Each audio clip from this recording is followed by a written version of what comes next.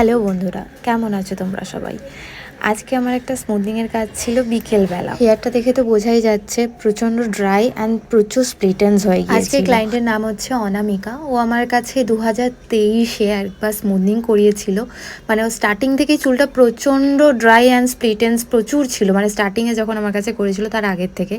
After smoothing 2023-এ তখন কিছুটা repair হয়েছিল, কিন্তু মিডিলে ও একবার নিউ টাউনের কোনো এক সেলন থেকে বোটক্স করিয়েছিল, যার পর আরও বেশি ড্রাই হয়ে গিয়েছিল।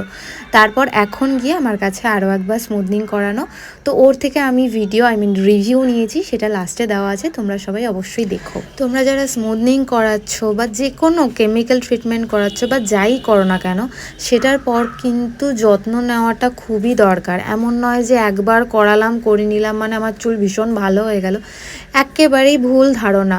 একটা কেমিক্যাল ট্রিটমেন্ট করো বা যে কোনো ট্রিটমেন্ট করো, সেটার পর কিন্তু কি করতে হবে সেটা আমরা সমস্তটা বলে দিয়ে থাকি। তো সেই যত্নগুলো কিন্তু নিতেই হবে। আমি অনেক কাউকে দেখেছি যারা স্মুথনিং স্ট্রেটনিং করাচ্ছ, কিন্তু তারপর আর কোনো রকম যত্ন নিচ্ছ না, না কোনো স্পা করছো, না কিছু কোনো রকম মেনটেন করো না।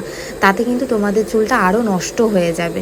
তো যদি মনে করো যে না আমি কোনো মেনটেন করব না, তাহলে প্লিজ করিও না। কারণ করানোর পর যদি মেনটেন না করতে পারো, তখন গিয়ে চুলটা তোমাদেরই খারাপ হবে।